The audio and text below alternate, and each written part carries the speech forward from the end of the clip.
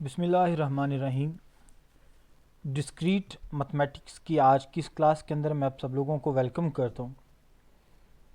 बच्चे, आज की इस क्लास के अंदर हम देखेंगे representing graphs and graph isomorphism. Chapter number 9 हम लोगों ने स्टार्ट किया हुआ है।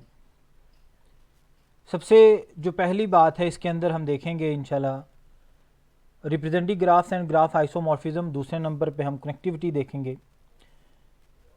सबसे पहली जो बात है इसके अंदर रिप्रेजेंटिंग या ग्राफ के अंदर, क्या आप ग्राफ को कैसे रिप्रेजेंट करेंगे। यहाँ पे आप लोगों के सामने इसका जो टेबल है मैंने आपकी अंडरस्टैंडिंग के लिए बना के यहाँ पे रखा हुआ है।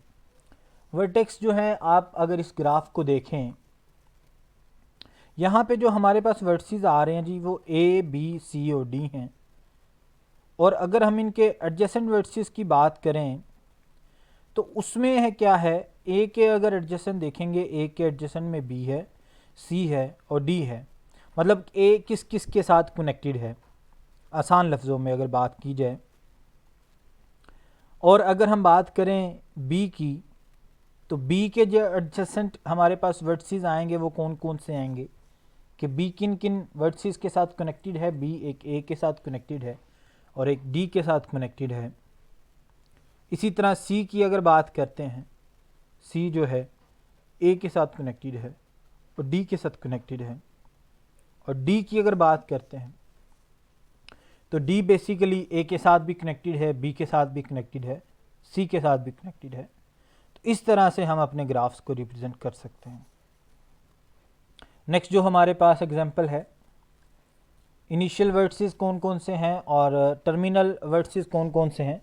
इनिशियल वर्टेक्स हमारा ए का है। अगर हम ए पे बात करते हैं तो ए हमारा इनिशियल होगा और इसका जो टर्मिनल होगा, लास्ट वाला जो इसका मतलब हमारे पास वर्टिसेस आएंगे वो सी आएगा। बी के लिए ए आएगा क्योंकि वो एरो जो है अगर आप उसको देखें तो इसकी डायरेक्शन को शो कर रहे हैं। सी का कोई भी नहीं है। और डी में अगर बात करते हैं तो ए भी आएगा, बी भी आएगा और सी भी आएगा। उम्मीद करता हूँ यहाँ तक आप लोगों को इसकी अंडरस्टैंडिंग हो गई होगी। नेक्स्ट हम मूव करते हैं। इसकी डेफिनेशन सबसे पहले है, let G is equal to V E, V versus के लिए है, ई एजिस के लिए है, be a simple graph with determinant of V is equal to N. Suppose that the vertices of the G are listed in the arbitrary order as V1, V2 up to Vn। तो ये हमारे पास यहाँ पे एक इसकी definition है। The adjacency matrices, हम normally matrices को मैट्रिसेस की फॉर्म में भी इसको रिप्रेजेंट करते हैं। एडजेसेंसी मैट्रिसेस की फॉर्म में ए और ए जी से इसे रिप्रेजेंट किया जाएगा, of G with respect to the listing of the vertices in the n to n 0 to 1 matrices with 1 as its I, j entry when I and j vi and vj are adjacent and 0 otherwise। इसका मतलब क्या बनेगा कि आपने एक matrix बनाना है according to your graph. अब जिस तरह का आपको ग्राफ दिया गया होगा उस तरह का ही आपने अपना मैट्रिक्स बनाना है। 2x2 का है, 3x3 का है, 4x4 का है। It depends on the given question. अब क्वेश्चन में अगर आपसे ये कह दिया गया है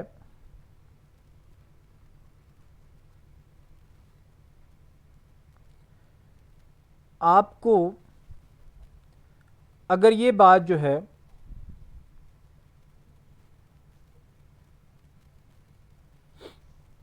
कि एक ग्राफ है उसके अंदर 3 वर्टिसेस हैं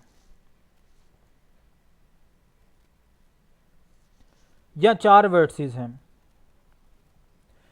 तो उसके लिए जो मैट्रिसेस बनेंगे वो डिफरेंट बनेंगे।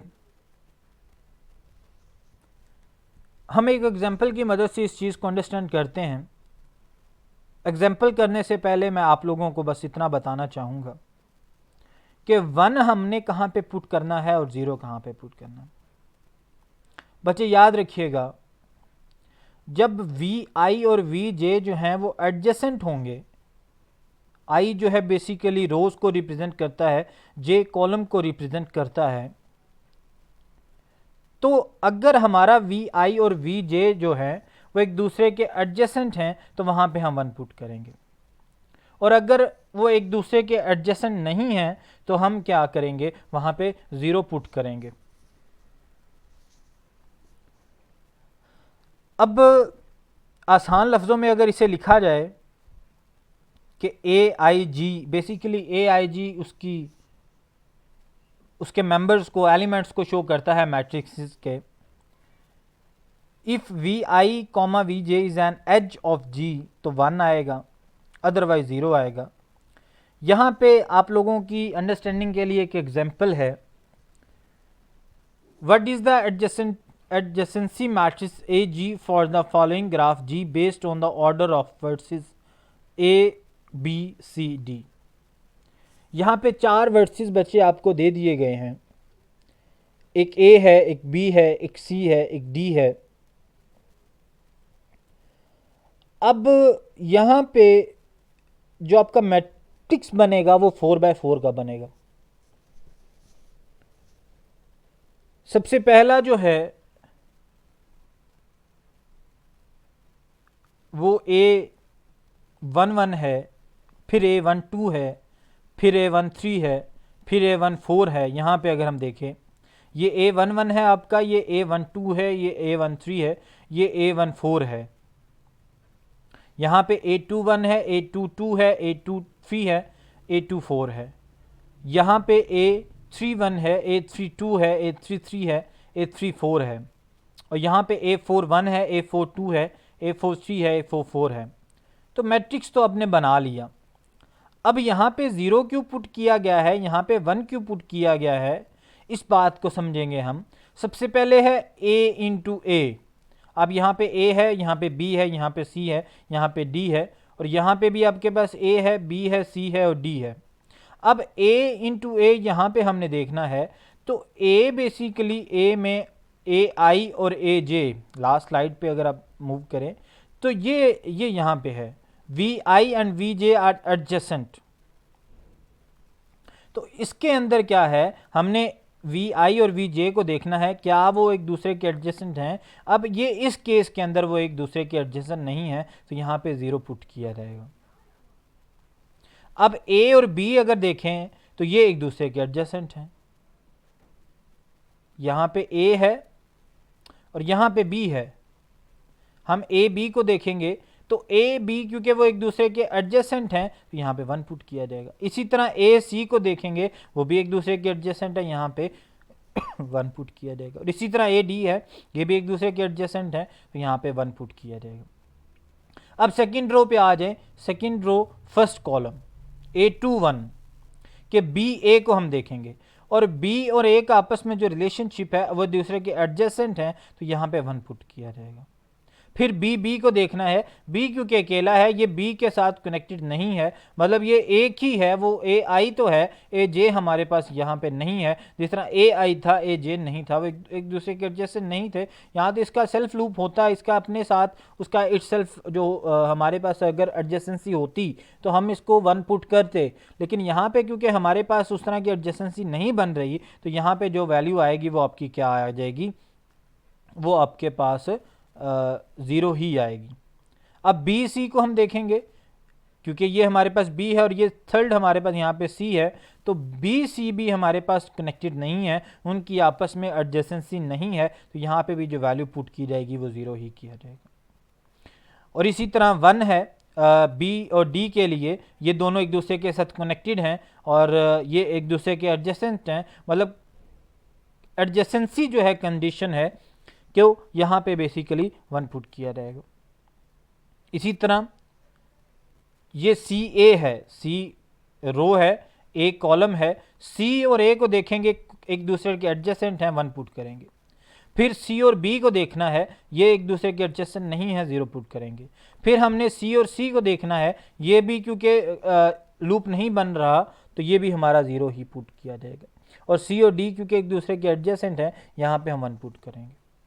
और लास्ट में हमारे पास डी है यहाँ पे, और ए वाला कॉलम है डी ए, क्योंकि एक दूसरे के साथ एडजेसेंट हैं, वन पुट किया जाएगा। डी और बी एक दूसरे के एडजेसेंट हैं, वन पुट किया जाएगा। डी और सी एक दूसरे के एडजेसेंट हैं, वन पुट किया जाएगा। और डी क्योंकि इटसेल्फ इसके साथ नहीं है तो जीरो पुट किया जाएगा। Adjacency matrices of the undirected graph always symmetric, और जितने भी एडजेसेंसी मैट्रिसेस है अनडायरेक्टेड ग्राफ की, क्योंकि ये अनडायरेक्टेड है, इसमें किसी किस्म की डायरेक्शन नहीं दी गई, वो सिमेट्रिक होते हैं, हमेशा याद रखिएगा। अब यहाँ पे ये तो हमने लास्ट स्लाइड के अंदर बात की एडजेसेंसी मैट्रिसेस की। नेक्स्ट हम बात करेंगे इंसिडेंस मैट्रिक्स की। अब इंसिडेंस मैट्रिक्स बेसिकली क्या है? Let G is equal to VE be an undirected graph with determinant of V is equal to n. Suppose that the vertices and the edges of the G are listed in the arbitrary order as V1, V2 up to Vn and E1, E2 up to Em respectively. Incidence matrix कैसे बनेगा, या उसकी जो तारीफ होगी, या उसमें 1 या 0 किस जगह पे पुट किए जाएंगे? याद रखिएगा 1 आपने तब पुट करना है जब edge E J is incident with V I. जब जो एज होगा वो वी आई के, वो वर्टिक्स के इंसिडेंट होगा।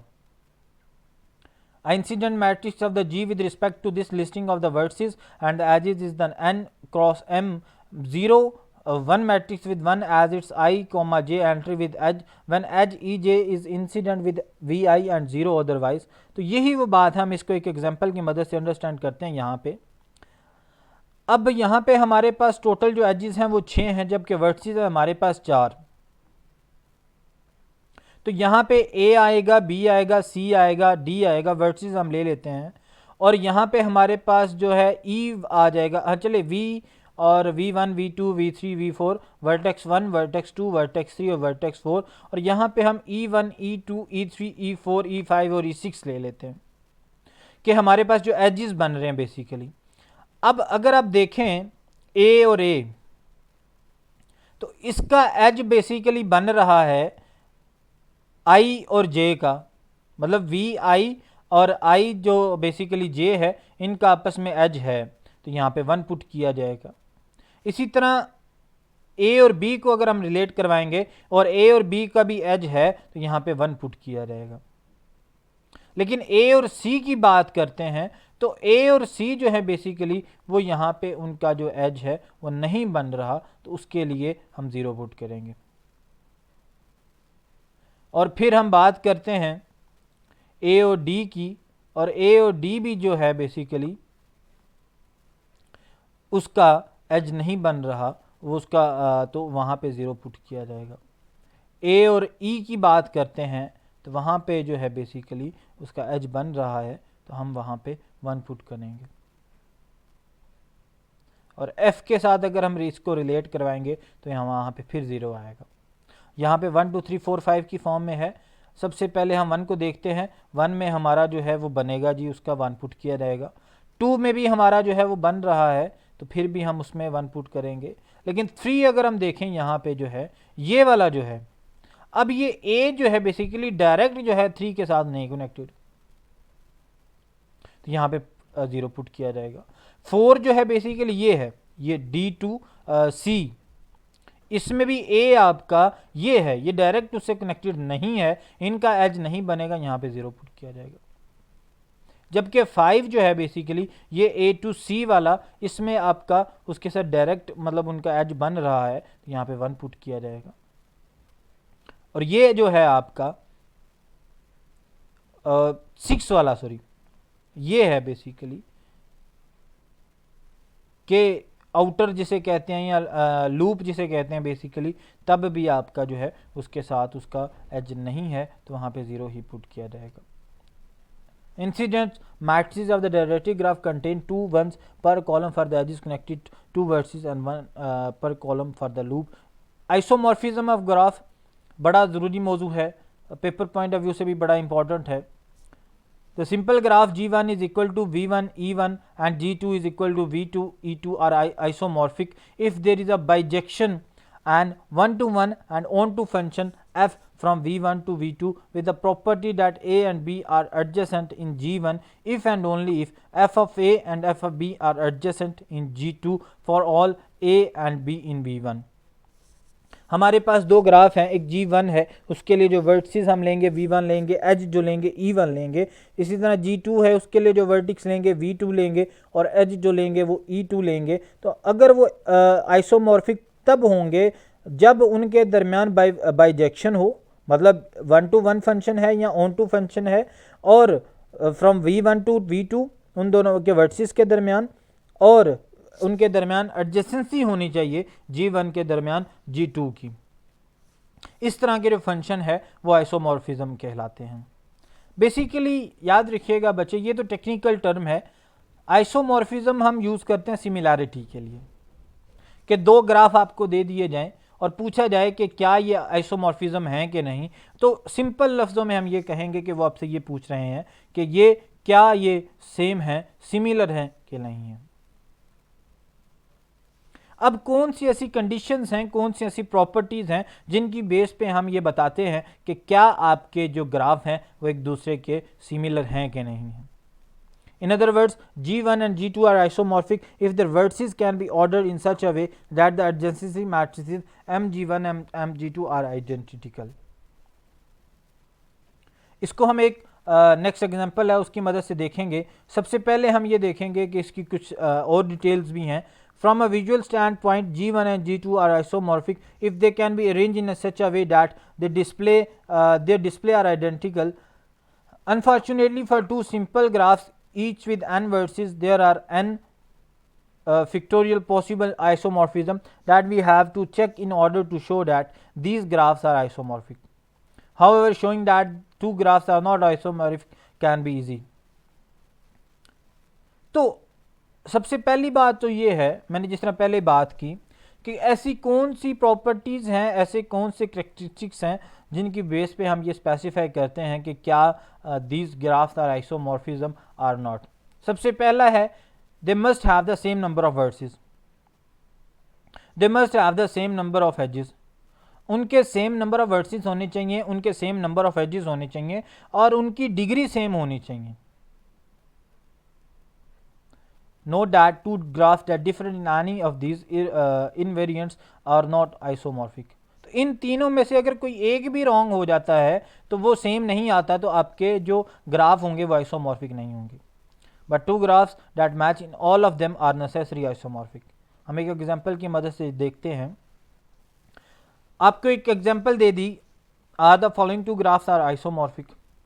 एक A है, एक B है. यहाँ पे देखें, इसको देखने से यही लगेगा कि ये इसके सिमिलर नहीं है. लेकिन हमने क्या देखना है, क्या उनके नंबर ऑफ एजेस सेम है. 1 2 3 4 5, 1 2 3 4 और 5 नंबर ऑफ वर्सेस तो सेम है. अब हम एजेस को देखेंगे, एजेस भी इसके अंदर 5 है, इसके अंदर 5 है. लास्ट में हमने क्या देखना है कि क्या उनकी बेसिकली जो डिग्री है, डिग्री क्या कहते हैं कि हर एक की जो कनेक्टिविटी है दूसरे एज के साथ वो सेम है कि नहीं. मतलब A जिस तरह है, A की डिग्री 2 है. कैसे? A B के साथ भी कनेक्ट है, A E के साथ भी कनेक्ट है. E की डिग्री जो है वो 1 है, B की डिग्री जो है वो 2 है, C की डिग्री भी 2 है. तो यस, हम ये कह सकते हैं कि ये जो है, yes they are isomorphic because they can be arrange to look identical. You can see this if in the right graph you move vertex B to the left of the edge AC, then the isomorphism from the left to right. तीनों conditions हमारी specify हो गई, तो हम ये कह सकते हैं कि हमारा ये जो ग्राफ है आइसोमॉर्फिक है. ये जो हैं ये आइसोमॉर्फिक नहीं है. उसकी वजह क्या है कि एजेस हम काउंट कर लेते हैं, वर्टिसेस 1 2 3 4 5 वर्टिसेस हैं. 1 2 3 4 5 5 वर्टिसेस आगे. एजेस भी हमारे जो हैं A to E, A to B, A to C, ये आ गया, ये आ गया और ये आ गया जी. ये यहाँ पे है E1, E2, E3, E4, E5, E6. या डिग्री हम देख लेते हैं, डिग्री भी इनकी जो है सेम नहीं होगी. A की डिग्री जो है वो 2 है, B की डिग्री जो है वो, ये B A के साथ भी है, B C के साथ भी है, B D के साथ भी है, 3 है. ई की डिग्री 1 है, सी की डिग्री डी है, जबकि यहाँ पे डिग्री जो है वो इससे मैच नहीं करेगी, तो हम ये कहेंगे कि ये जो आपके ग्राफ हैं ये आपके आइसोमॉर्फिक नहीं है। एग्जाम्पल आप लोगों के लिए है, आप लोगों ने इसकी प्रैक्टिस करनी है। कहीं पे अगर आपको किसी किस्म की कोई कन्फ्यूजन है आप मेरे से डिस्कस कर सकते हैं। नेक्स्ट हमारे पास जो कनेक्टिविटी है, a path of the length n from u to v where n is a positive integer is an undirected graph is a sequence of edges e1 e2 up to en of the graph such that e1 is equal to x0 comma x1, e2 is equal to x1 comma x2, en is equal to n minus 1 comma xn minus 1 comma xn। तो यहाँ पे अगर आप देखें आपको कुछ एक sequence मिलेगा प्रॉपर एजिस का। E1 के लिए E0 है और 1 है, मतलब 1 में से हमने उसको माइनस करना है 1 को, वो उसकी प्रीवियस वैल्यू और नेक्स्ट उससे बड़ी एक। इसी तरह इससे हम एक 1 माइनस करेंगे, यहाँ पे 1 आ जाएगा, यहाँ पे 2। इसी तरह नेक्स्ट E3 के लिए हमारे पास जो वैल्यू आएगी वो क्या आएगी, वो आएगा x2 और x3, और इसी तरह ये en तक कैरी ऑन रहेंगे। When the graph is simple we denote this path by its vertex sequence x0 x1 x2 since it uniquely determine the path is a circuit if it begins and ends at the same vertex, that is if u is equal to v। तो उस path को circuit भी हम कहते हैं कि अगर उसका बिगिनिंग और एंडिंग पॉइंट सेम वर्टेक्स हो, जिस तरह u is equal to v है। तो ये हमारा कनेक्टिविटी पे है। मजीद इसकी डेफिनेशन देखिए, the path or circuit is said to be pass through or traverse x1 to x2 up to xn minus 1। A path or circuit is simple if it does not contain the same edge more than once. उसके अलावा जी an undirected graph is called connected if there is a path between every pair of distinct vertex in the graph। for example ये हमने last lecture के अंदर भी इसको बड़ा detail के अंदर देखा है, तो इसीलिए मैं इस पर मज़ीद डिटेल में बात नहीं कर रहा।